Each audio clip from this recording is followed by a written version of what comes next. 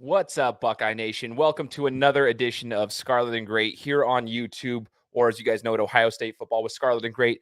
We're excited to have you on here. My name is Shane Larson, also known as the Game Time Guru, or as you guys might remember me, the Boise Buckeye. If this is your first time watching the show, awesome. Hit that subscribe button and let us know, what you like about the show. But we want to provide you guys with this Buckeye content, so keep supporting the channel. We appreciate every single one of you guys.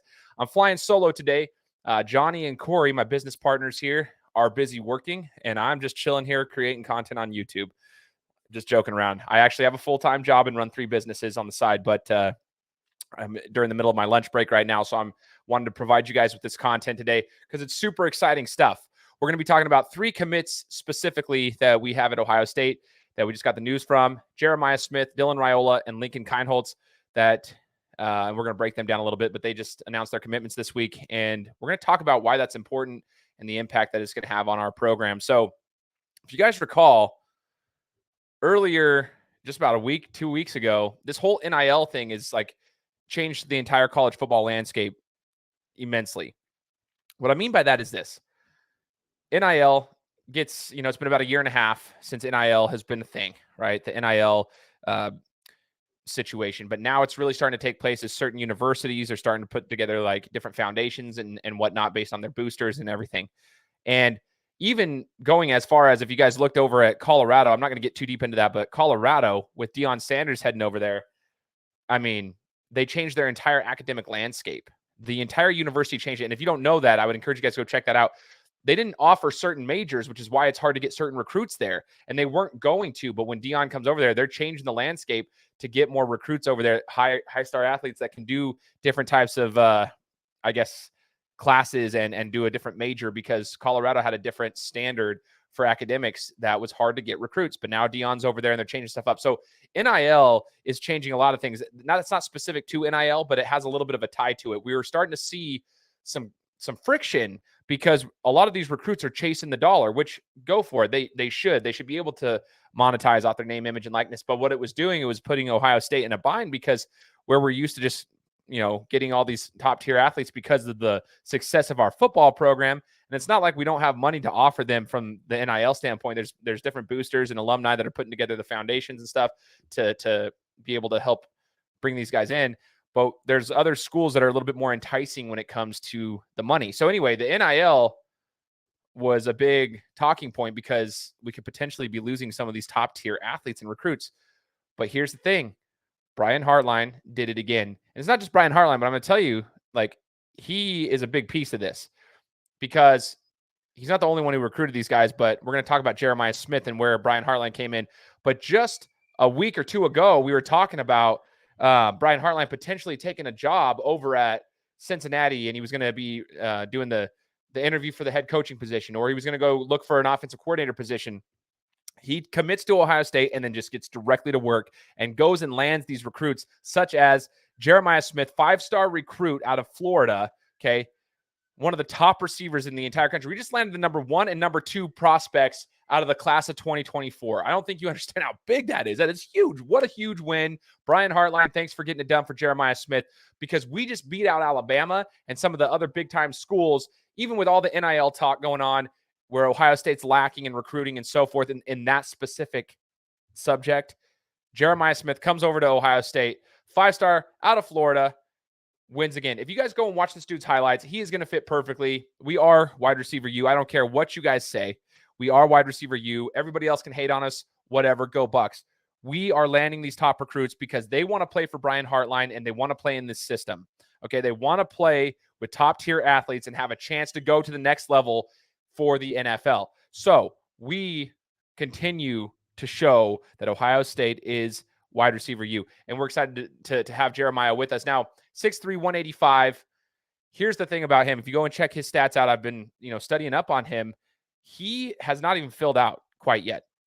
6'3", 185 is pretty big for, a kid his age. But if you go and check it out, he still could probably grow. I would imagine, based on his stature and his body type, he could put on another 10 to 20 pounds in the next year and a half. And if you introduce him into the Buckeye strength and conditioning program, the dude will probably end up being, 6'3", 200. I would, or 195, 200 in the next year and a half, 2 years, in the next year to 2 years once his body continues to mature. So again, he's the class of 2024. He's not in here until next year, but this dude is going to continue to develop, and 6'3", 185 ain't bad at all, man. I'll tell you what. He has amazing hands, great speed and athleticism for a kid his age. Jeremiah Smith, man, give another shout out to Brian Hartline for landing that one, because that's a big one. That is an absolute monster. Now, I want to talk about this guy, 5-star QB Dylan Raiola, 6'3", 220. He's a big dude, man. This guy is strong, has an arm, massive cannon. We already know the intangibles of this guy. We know what he does on the field, but I want to talk about one aspect that he brought up that strikes me again. For the quarterback room class of 2024, he's going to be coming in. This guy can launch it. He's out of Arizona, out of Chandler. But let me tell you about what he spoke about, the brotherhood aspect of the program. When he visited it back in April, Dylan talked about the brotherhood aspect, okay? And that he felt like it was real, that it wasn't an act. He came here and he said it felt real. And I love when the recruits start talking about that, because you start to realize, like, it's not an act. You can knock on Ryan Day for his play calling. You can knock on Ryan Day for his, late game, big game debacle sometimes with whatever happens. But what you can't knock on is the fact that he absolutely loves the players he's recruiting. He's not fake about any of it.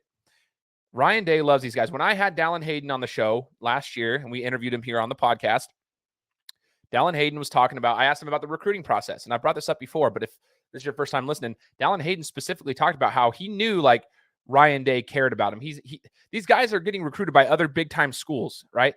They've seen what it's like. Everyone has to be a salesman, but they can feel when one's authentic and one's not. I'm not saying every other school is inauthentic. That's not what I'm saying, that they're fake. But what I'm saying is they all have said similar things, and that is the sense of Ryan Day actually cares. These other coaches actually care about their well-being. They want them to be here. The brotherhood is real. The family aspect is real. This kid is the #1 quarterback in the country, and he just committed to Ohio State, class of 2024. Now, with Raiola, it's not just the skill set that he brings. He is looking to bring other guys with him. This is the amazing thing about having these top-tier #1 and #2 recruits coming in and committing to Ohio State. It's a sense of they can also bring other guys with them. They're the salesmen. So when we're dealing with the NIL questions that I talked about earlier, if you can land these top-tier athletes, they bring people with them. They entice people to come with them. That's just like a free agent in football, free agent football or basketball. They're enticing other people to come with them. There's big-time names listed. They were talking about, I think it was 24/7 was talking about the people he has been talking to, the defensive people he's been talking to. Peyton Woodyard out of St. John Bosco down in California. I actually interviewed him on a different podcast about 3 years ago when he was in 8th grade. Kid's turned out to be one of the top safeties in the country. He's a recruit. We're looking at him. Wouldn't that be amazing to get Peyton over here in Jim Knowles' system, right? But Raiola's talking to these guys over on the West Coast and around the country because he's from Arizona. He's got that influence on these guys. If we could land some of that, especially bringing in USC and UCLA into the Big Ten, we're going to take some of that California recruiting. We're going to be competing with that market pretty heavily. Can we get them to shift over here and come over to Ohio State? Raiola is going to be a huge one for us. Guys, the last one, man, super exciting news here. Lincoln Kienholtz comes over here, flips his commitment from Washington over to Ohio State, gives us a class of 2023 commit for a quarterback, which is huge. I'm not sure if you guys were watching this guy. I mean, Wisconsin was after him. Obviously, Washington had him. This dude is an absolute baller out of South Dakota. And you might be like, okay, well, what's there? Go watch the film of this guy. All right, 6'3", 185. He's the same size as Jeremiah Smith. This dude is tall, lanky, and athletic. I was watching through his highlights as I was looking at all of his stuff, and I like to try to, I'm a little bit too nitpicky, I feel, when it comes to breaking down athletes and their intangibles and so forth. But I will tell you this, what I saw from his instincts, 3,400 yards passing with a 46 touchdown to 6 interception ratio. Are you kidding me? 46 touchdowns to 6 interceptions. That's ridiculous. 3,400 yards passing with 46 TDs and 6 INTs. 1,400 yards rushing with 24 touchdowns. He is a capable rusher. So he's not just going to take the ball and run. They're not going to have a ton of design runs for him, but what he's really good at, which I know as Buckeye fans, we've been struggling with this with CJ for the last 2 years, is just like knowing when to just tuck it and run and being safe with it. Multiple times on film, I noticed as Lincoln Kienholtz pulled the ball down and took off and ran, right? He pulled the ball down and took off and ran. And he got what he could and got out of bounds. He knows how to move in the pocket. He uses his legs to let the ball fly. And the other good thing about him, he's got great touch and great instincts. He can throw a deep ball with great touch. He can throw it across the middle. He's not scared, and he's very patient. He's not scared in the pocket. He doesn't have, happy feet in the pocket. Granted, he's playing at the high school level in South Dakota. Let's see what happens when he goes to the Big Ten. He's facing these defenses like Penn State and Michigan and so forth. But the fact that he's at this age that mature and able to let the ball fly is awesome. And another thing is the dude's an athlete, which shows me he's a competitor. So Lincoln Kienholtz also plays basketball, and I believe he plays baseball as well. But he was averaging 19.9 points per game, 20 points a game in basketball, which shows me he's a competitor. He knows how to get the job done. He competes. He likes to compete. And with the whole NIL situation going on, I don't want to knock players because I think they should all go get their money. Everyone should. Every player should be going to get their money. That's not even a question in my mind. I mean, that's a whole nother discussion for another podcast. Is the NIL situation. I'm heavy into the NIL stuff because it bothers me that up until a year and a half ago, a person couldn't make a YouTube channel, an athlete couldn't make a YouTube channel or a podcast and monetize off of that without getting their scholarship revoked. I think it's absolutely asinine. And I think what they're able to do now is amazing if done properly. But what you're seeing, or you're going to continue to see, is with the NIL situation going on, sometimes the competitive drive is questioned with some of the athletes. And I'm not saying specific names or anything. I'm just saying that's just natural, right? When money's involved, is the competitive drive the same, right, as it was prior, like a year and a half ago? I love seeing guys who want to compete, guys who are multi-sport athletes that get out there and can get the job done. It shows that he's put work in on the football field, obviously. Put work in on the basketball court. He plays baseball. He puts work in. He knows how to train. He knows what to do. He knows how to get it done. It's ingrained in his system. So Lincoln Kienholtz is a huge get for us in the class of 2023. Huge win for Ohio State this week in recruiting. I'm so stoked about it. Couldn't be more happy. I want you guys to leave us a comment here in the bottom. Let us know who you're most excited for out of those three: Jeremiah Smith, Dylan Raiola, and Lincoln Kienholtz. Let us know. And if you guys could, hit the subscribe button. Come back for more Buckeye content. We've got it all for you. It'll be me or Corey or Johnny or all three of us or two of us. We're always trying to provide you guys with free Buckeye content. We appreciate all your guys' support. And as always, God bless and go Bucks.